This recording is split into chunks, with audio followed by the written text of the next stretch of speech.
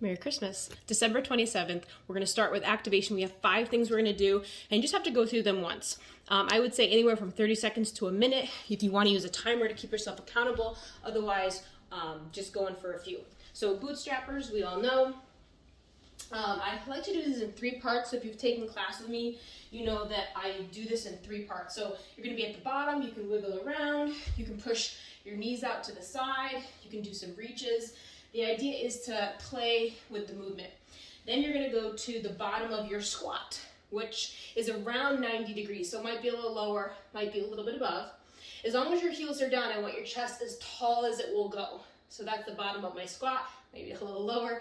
And then I'm going to go to a top position, so way above 90, sort of like if I was in a power position playing sports, I'd be here. But I'm just going to take it to a squat. So my chest is really tall, heels still down, and then stand up. So again, your lowest position, wiggle around, which might be here for a lot of people. If you're tight, you're up here. And then the bottom of your squat, wherever that might be, again, chest as tall as it will go while my heels still stay down. And then I'm going to come up to that power position, so way above 90, as tall as I can go, and then stand up. Your legs will definitely be on fire from that, so probably about 5 of those. Then tabletop cat-cow. So again, 30 seconds to a minute depending on what you need. So I'm going into extension and then flexion with my back. If you concentrate on tucking your tail and extending your tail, the rest of your spine will follow. You can also do side to side. You could do circles. That takes a little more coordination, so just regular cat-cow is fine, but moving the spine, which is really vital, okay? That's the second piece. The third piece is gonna be in tabletop, those, we call them like shoulder push-ups or scap push-ups. So just staying in tabletop, I'm just going to drop my chest down and push it away. What I'm really doing is bringing my shoulder blades together and then apart. So just doing this, about 30 seconds should be good. If you want to do it in plank, you can, but in tabletop, you get a lot more movement of the shoulder. Then you're gonna pop into downward facing dog and do the same thing. I'm gonna be doing scapular elevation and then depression. So from that tabletop, just tuck the toes, down dog. I just wanna make sure that my head is sort of in between my arms, and then elevating, you can't hear me, elevating and depressing your shoulders that way. If you've never done that before, it might be nice to do it here to feel what that feels like, because if you've never done it, sometimes it's really hard to do in downward facing dog.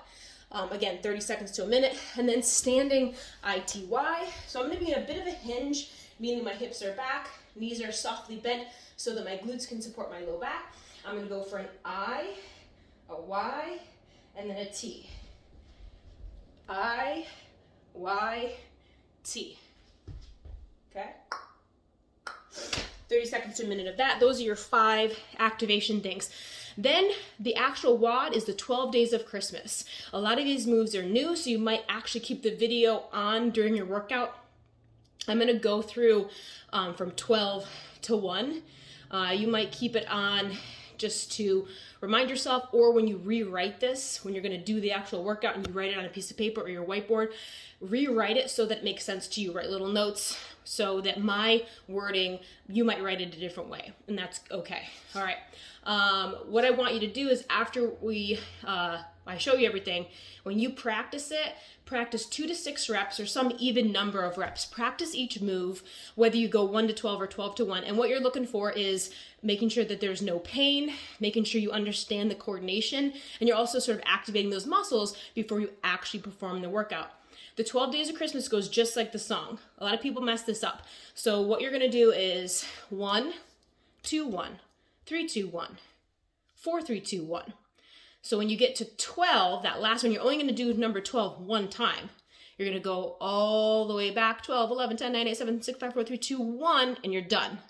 For some reason, when people get to 12, they like start over again and they do like, anyway, but do it just like the 12 days of Christmas. Maybe play that song so you can remind yourself. And then a little asterisk for this, if you are doing anything left and right, you are doing that same number on left and right. So technically you're doing like double reps if it's left and right. If there's the 6 lunges, you're doing 6 lunges on the left, 6 lunges on the right.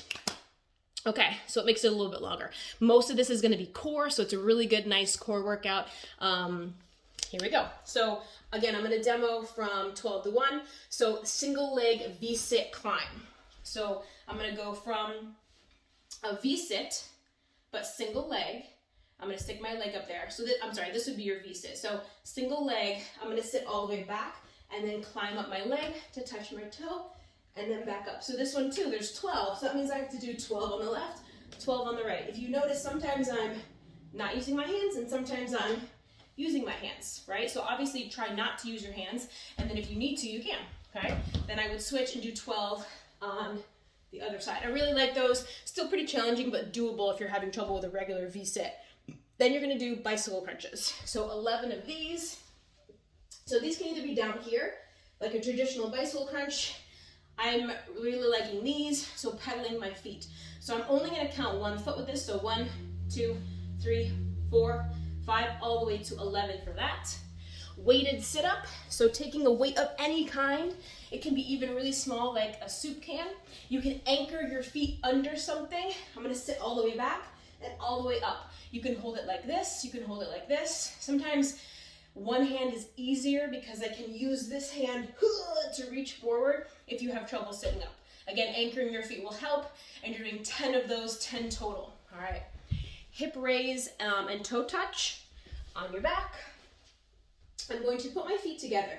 A lot of times people butterfly this. You can, sometimes as I'm going, my knees tend to get closer together. So that's up to you as long as your feet are touching. So I'm going to touch the floor and then reach up. So there's 1, 2, 3.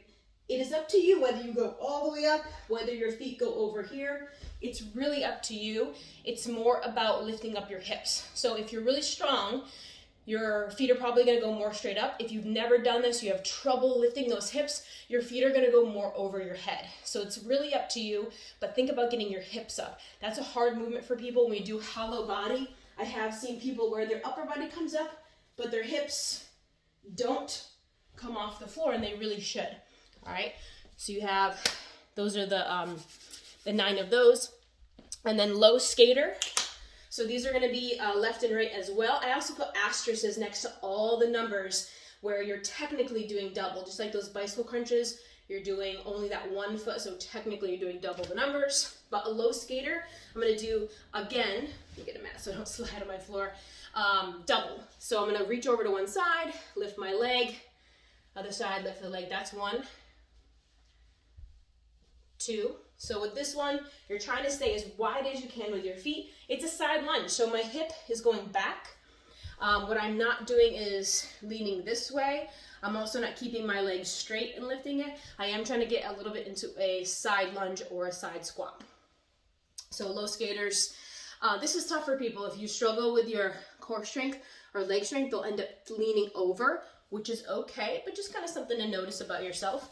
So those are your low skaters. And then thrusters, everybody knows, is a squat to overhead. Doesn't matter what size weight you have, because you're gonna be doing these so many times through. So it's a squat, and then overhead press, and then when they hit my shoulder again, I go down. So it's a 2-part movement: squat, overhead, back to my shoulders, and then back down. So you have 7 of those. And then a single arm overhead lunge, again, left and right. So it's 6 of these. So anything overhead, might be no weight, might be, this is 3 pounds, might be a can of some type, or you might be able to hold a heavier pack. But I'm gonna do 6 lunges on this arm, 6 lunges on this arm. This is a little easier than both arms up. Even for me, I don't have great shoulder flexion, as you can see. Try to keep your arm as straight as you can.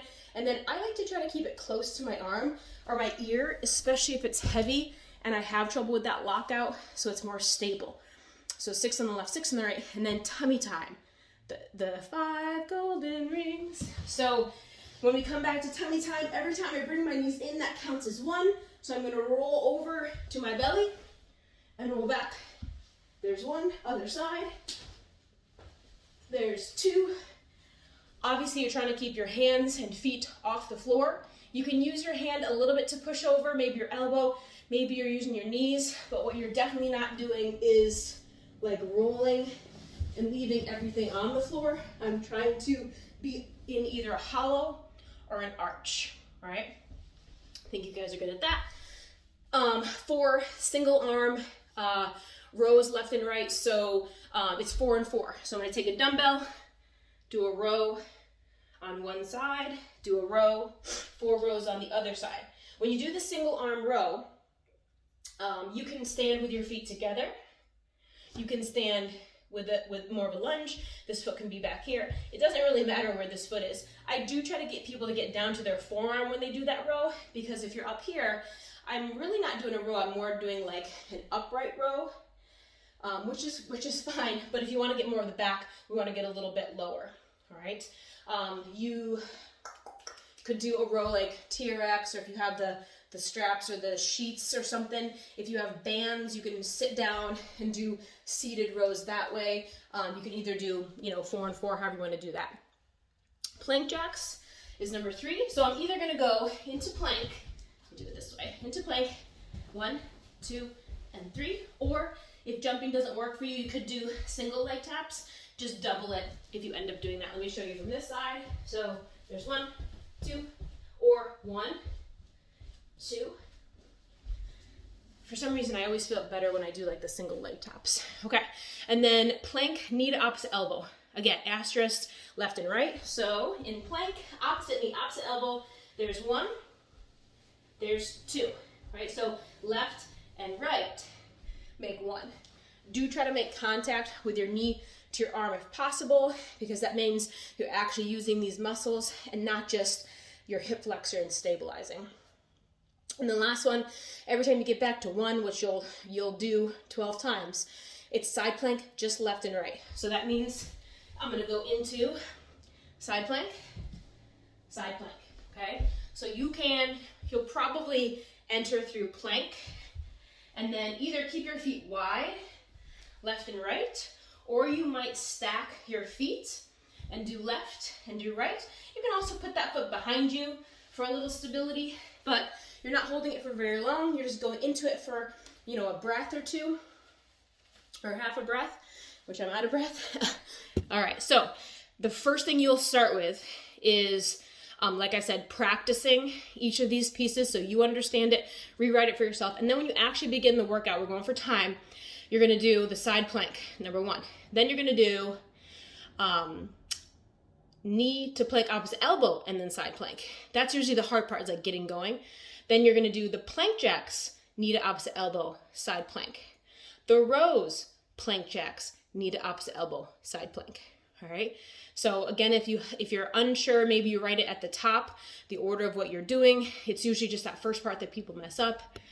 Merry Christmas, Happy Holidays, Happy Hanukkah. See you on Sugar One.